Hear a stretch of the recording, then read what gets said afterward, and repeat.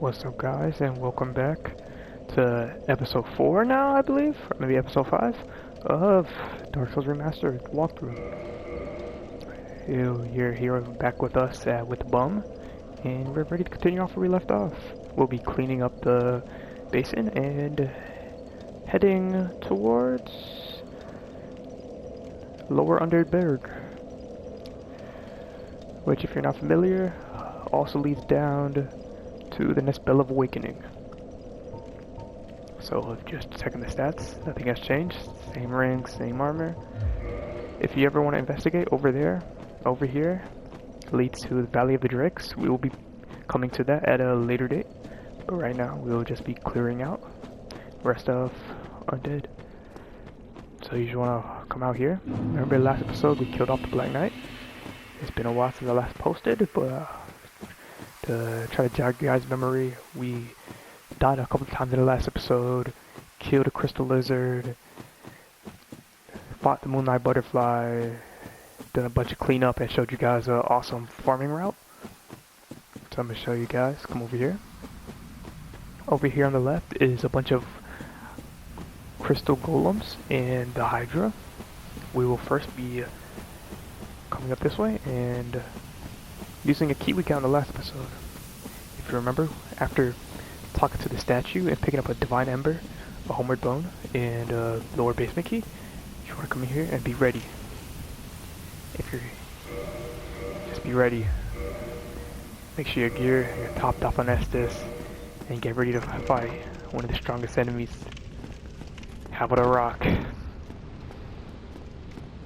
Now Havel, you just want to watch out for most of his attacks, especially early on.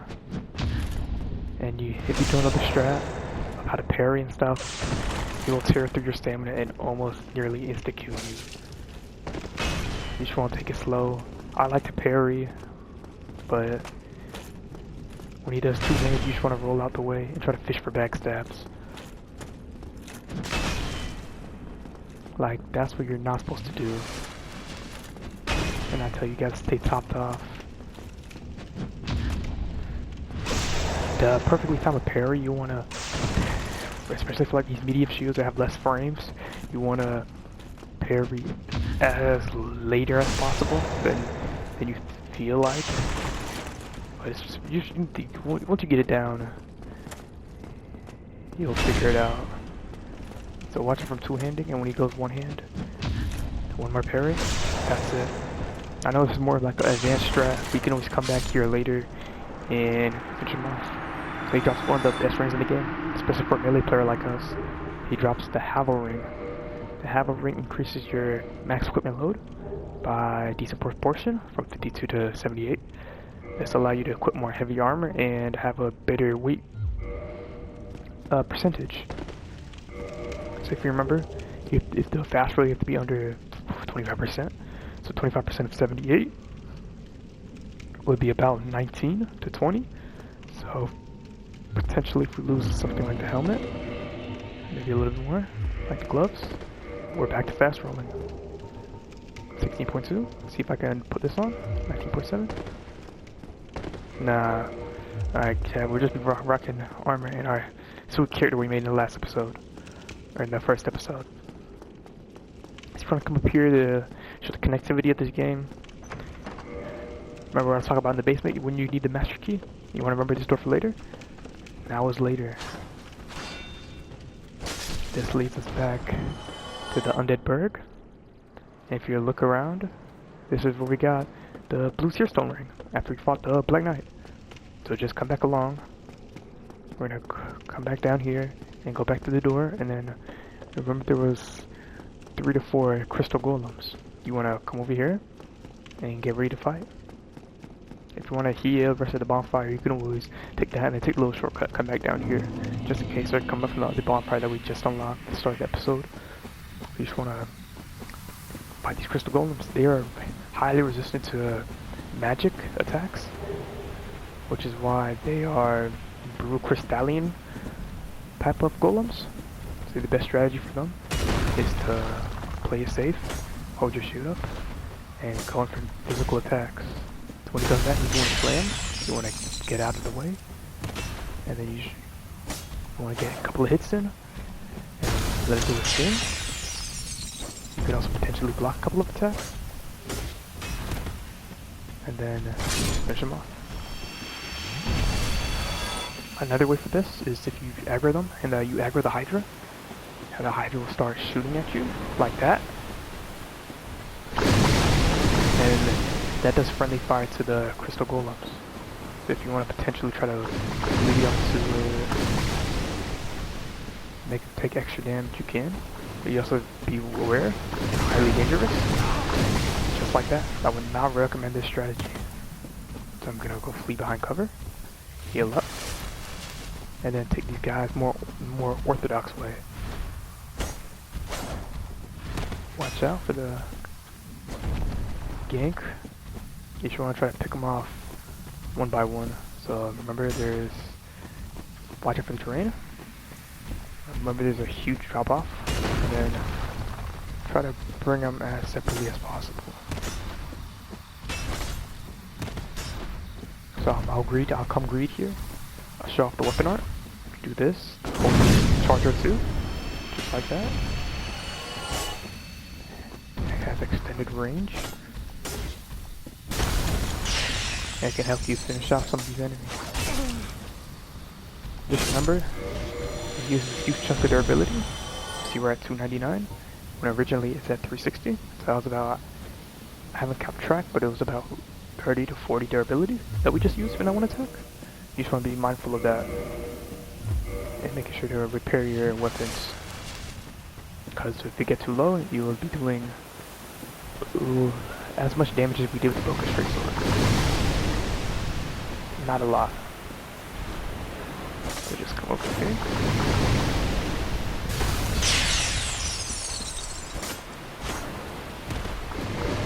I will switching this. I would recommend if you switch this back to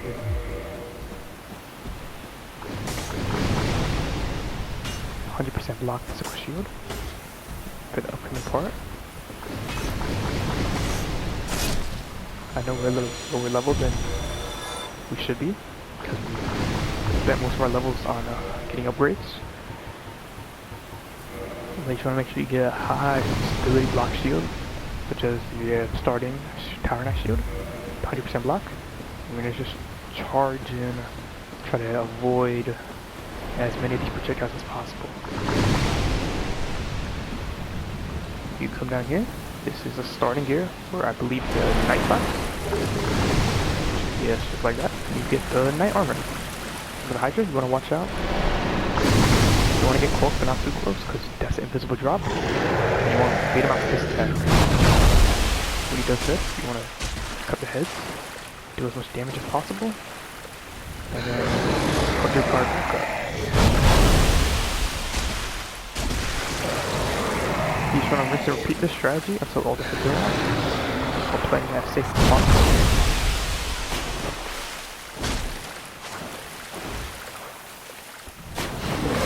Be mindful of the gap. It's easier to, these ones stuck in the ground, it's easier to land a couple hits in. You see me fail there. But just take your time, so whittle down. You see, he did more than I have stamina, so it broke through my shield. It's recommended to get a little bit more stamina early on. We'll be leveling it up next. So just be mindful. Just keep your guard up. And try to avoid taking much damage as possible. So wait it out. Run over here. Quickly get a couple of hits in.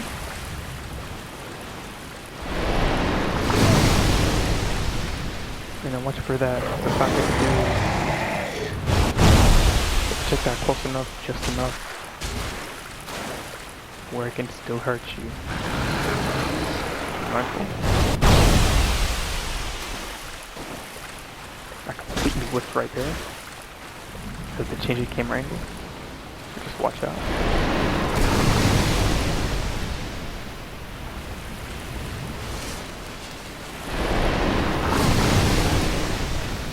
not being nice.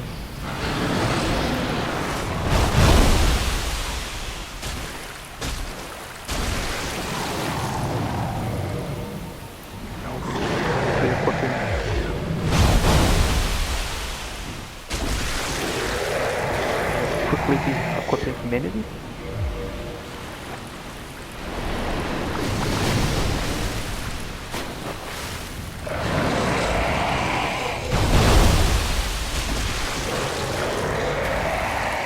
Humanity gives you 1 in the top left, increases your number by 1. It also can serve as a full heal, so we'll be using that if we run out of Estus.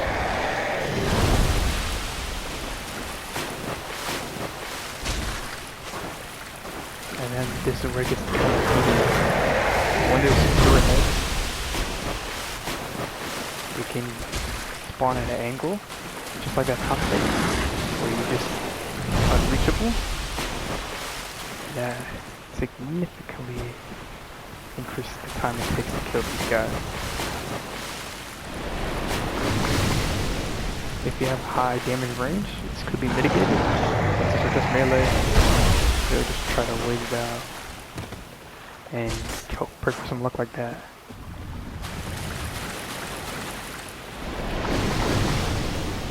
Just bring them near the rocks. That happens.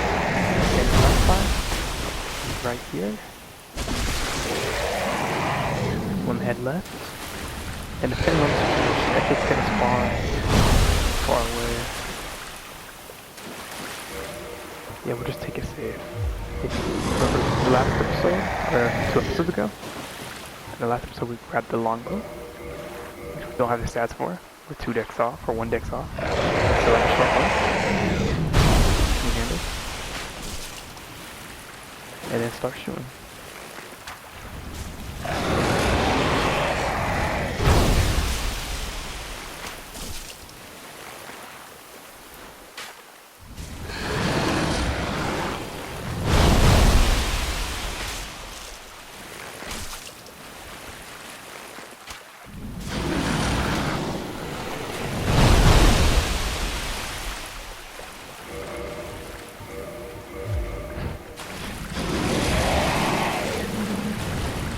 I didn't realize how close he was getting.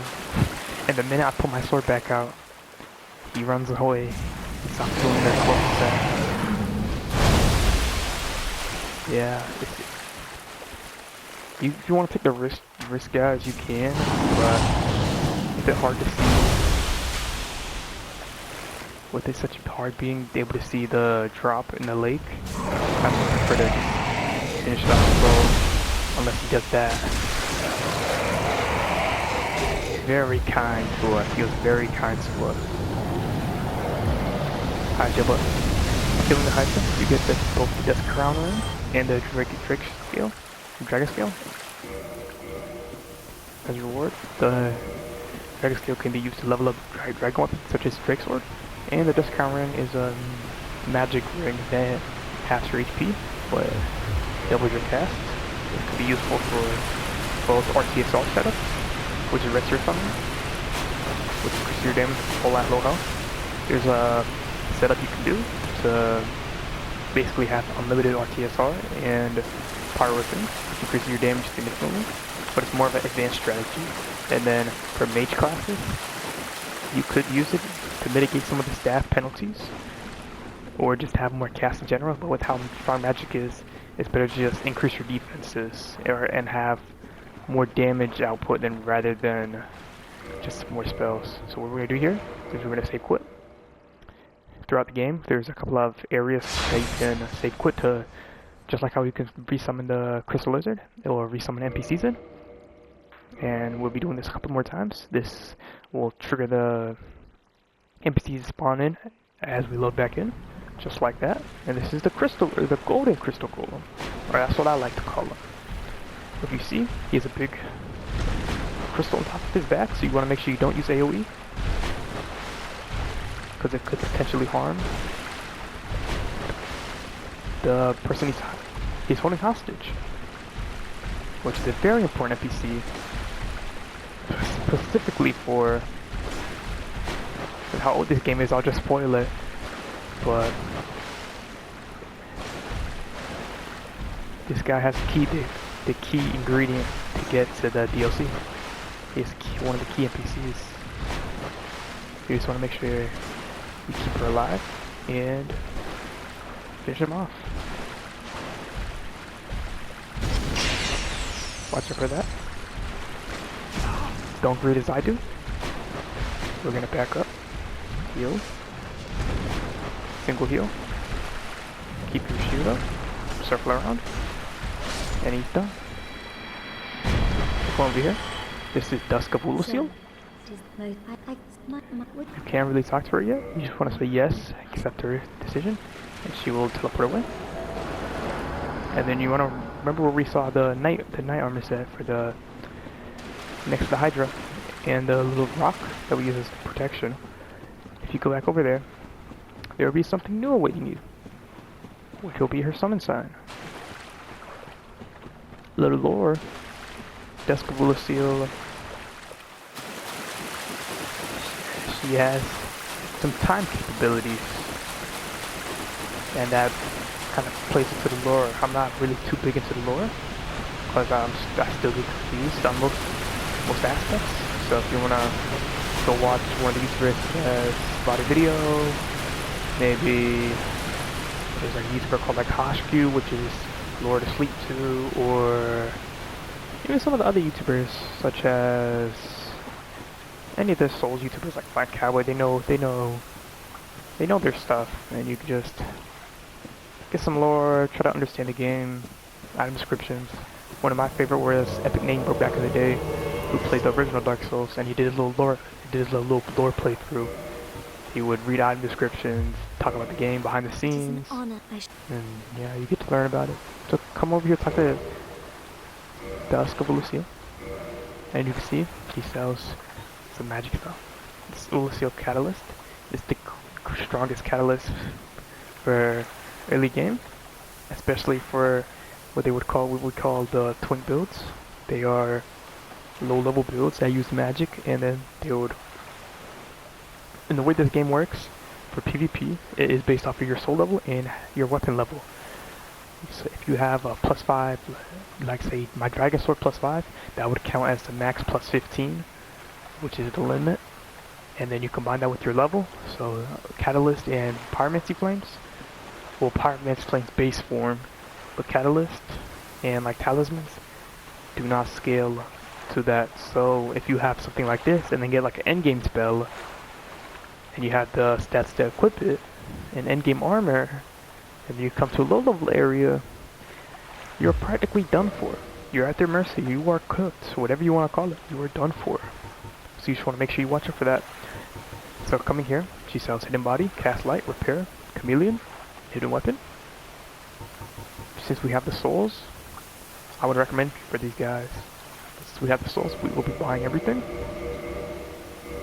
We will not be buying everything. Significantly underestimated or overestimated how much souls we have for 15,000.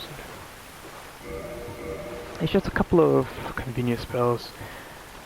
Your weapon will hide, which no PvE implication. Hiding yourself, a few implications, but it's just mostly they have a shorter aggro range to your character. But so most of these items of PvP, Cast Light is very useful. And when later game areas, repairs, if you want to like spam your Drake Sword, you can use repair and get a couple more uses out of it for having to repair it. But you can always do it at a bonfire, so it's pretty much the same. We'll be popping a couple of soul items, so watch out. If you remember in the last episode, we've got one of those bigger soul items that we're talking about. We have a Soul of Proud Knight, which is 2,000. Yes, 2,000. Then we'll pop 2 large souls on Name of Soldier, which is 800. All 1,000 each. So come over here, we'll be buying Cast Light, and we'll be buying every Catalyst. If you remember our stats, these are our stats. We will be upgrading intelligence, maybe later on. But just remember to come back over here. Go, return to where we just came from, and you'll be seeing a new item that just appeared. I don't know why this happens, or why you have to go there, come back, and then go back again. Kind of tedious, but hey, this is like you would get the greatest magic equipment in the game so early on in the game, which is that item right there. This is the Death Crown set that Oolacile just seen. Oolacile of Dusk of Oolacile just wearing. You can see it has the crown of Dusk in her dress. The crown of Dusk increases your magic adjust by 20%, which basically means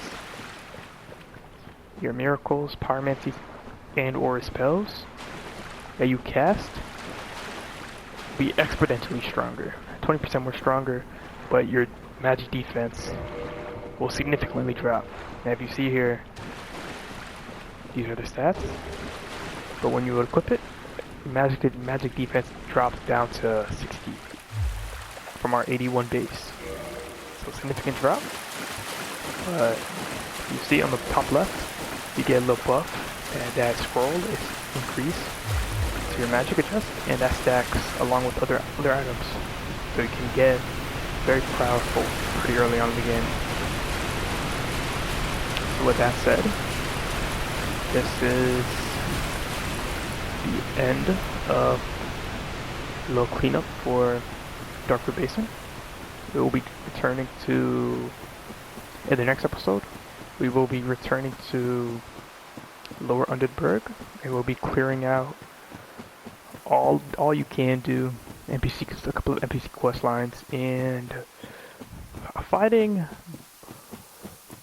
one boss, potentially two, depending on how long these episodes go on for. But with that said, we'll just quickly run on back to Andre, making sure we don't go hollow, and yeah, I'll just talk to you guys. Haven't really introduced myself, but I'm a guy, just, you can tell by the voice, yeah, I'm just a regular guy who likes, I'm kind of a nerd, I like my games, and I'll share that experience with you guys. Even if I say this is a walkthrough, or like I'm more experienced, and then you see me die a couple of times,